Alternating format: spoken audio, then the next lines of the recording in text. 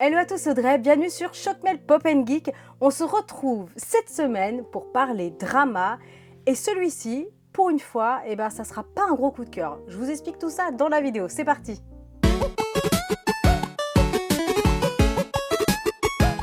Alors pour le résumé, on va suivre donc les deux personnages principaux. Il y aura un garçon et une fille dans un premier temps.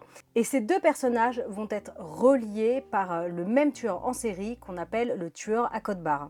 Alors elle, c'est une jeune comédienne qui veut vraiment exceller dans ce domaine. Et lui, ça sera un jeune policier. Tous les deux ont une petite particularité. Elle, suite à un accident, va avoir un œil qui est devenu tout bleu. Et à son réveil, ça va lui permettre de voir les odeurs. Oui, oui, vous avez bien compris, elle pourra voir les odeurs. Et le jeune policier, de son côté, a aussi un petit souci, c'est qu'il ne ressent pas la douleur. Donc il peut manger par exemple très pimenté, il ne sentira rien. Il se prend des coups, il ne sentira rien.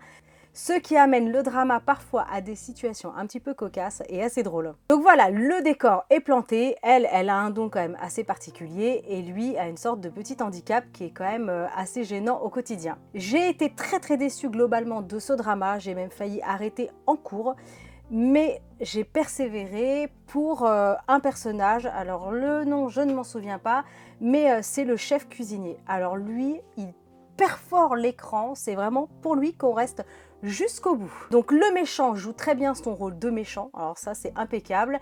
Les deux protagonistes sont assez mignons, l'alchimie entre eux est plutôt pas mal. L'intrigue, c'est un bordel sans nom. Alors du côté thriller, c'est vraiment dommage parce qu'en fait on connaît très rapidement le tueur en série, il y a très peu de suspense. À un moment donné, je pense que, je ne spoilerai pas, je pense que comme moi vous allez avoir un doute avec deux personnages, mais on sait le truc vraiment trop vite et ça c'est vraiment dommage. Alors le contenu est vraiment pas terrible. Alors le policier, lui, impeccable, mais alors par contre son équipe, 2 ans d'âge mental. Ils sont nuls, ils sont vraiment nuls comme policiers, mais alors c'est vraiment énorme. Le scénario est sans arrêt, rempli de flashbacks. Enfin ouais, clairement je trouve qu'on prend un peu le spectateur pour des cons, hein. Genre on avait déjà oublié qu'il y avait eu 3 flashbacks avant, donc on vous le rabâche une 4e fois. Et ça c'est vraiment, je trouve ça dommage, surtout que ça amène des longueurs dans le drama qui ne servent absolument à rien. L'histoire n'avance pas vraiment, ou alors elle avance mais vraiment très lentement. Et une fois qu'ils ont trouvé le tueur en série, il est sans arrêt relâché et remis et relâché et repris et relâché, ce qui est complètement dingue, soi-disant faute de preuves, alors qu'ils ont quand même énormément de preuves et que c'est juste énorme. Du coup, l'histoire n'avance pas vraiment, on tourne en rond, on a le droit à des flashbacks sans arrêt, ce qui fait un drama qui par moments peut être assez rythmé, mais la plupart du temps qui est vraiment très mou. Cependant, le policier et l'actrice principale jouent vraiment très bien leur rôle et il y avait tout pour faire un thriller, une enquête policière qui était vraiment sympa. Il y avait tous les ingrédients pour que ce soit vraiment original et sympa, mais ça n'a pas fonctionné. Et par contre, c'est vrai que le fait qu'elle puisse voir les odeurs, j'ai trouvé ça plutôt top.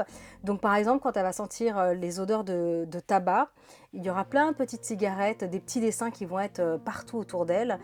Si c'est des odeurs de fleurs, ce sera des fleurs. Voilà, si c'est de l'écorce d'orange, on aura des petites oranges. Enfin voilà, donc tout ça, ça amène un petit peu de magie et un petit côté que je n'avais jamais vu, en tout cas encore jusqu'à présent dans des dramas. Voilà, donc comme je vous disais, j'ai persévéré, mais ça a été vraiment une déception totale, mais alors jusqu'au bout. On dirait qu'ils ont mis tellement de temps à faire les épisodes d'avant qu'après ils n'avaient plus de temps et peut-être plus de budget, donc ça a été, je trouve, bâclé à la fin. C'était vraiment, voilà, comme je vous disais, le point positif, je suis restée pour cet acteur dont je ne me souviens pas le nom, mais il faudra que je vous mette une petite photo, qui crève l'écran, c'est incroyable, franchement, un superbe acteur. D'ailleurs, je l'avais vu dans d'autres dramas, il est vraiment au top. Donc voilà pour ce drama, The Girl Who Sees Sense, punaise, qu'est-ce que c'est casse-pied à dire ce titre. Voilà la fille qui peut voir les odeurs, hein, tout simplement. Bon, sur ce, je vous laisse avec mon magnifique accent anglais. J'espère vraiment en tout cas que cette petite capsule cette semaine vous aura plu. On se retrouve très bientôt. Pour l'instant, je regarde énormément de dramas, donc c'est pour ça qu'il y a beaucoup de dramas sur la chaîne. Mais dans les mois à venir, il y aura plein d'autres choses, des jouets, des Lego, des jeux, il y aura plein de choses à venir. Mais voilà, pour l'instant, je prends mon temps. Vous savez que je suis toujours dans cet appartement temporaire. Donc voilà, en tout cas, portez-vous bien, pensez à liker, partager, abonnez-vous à la chaîne si ce n'est pas encore fait. Et moi, je vous retrouve très bientôt. Ciao!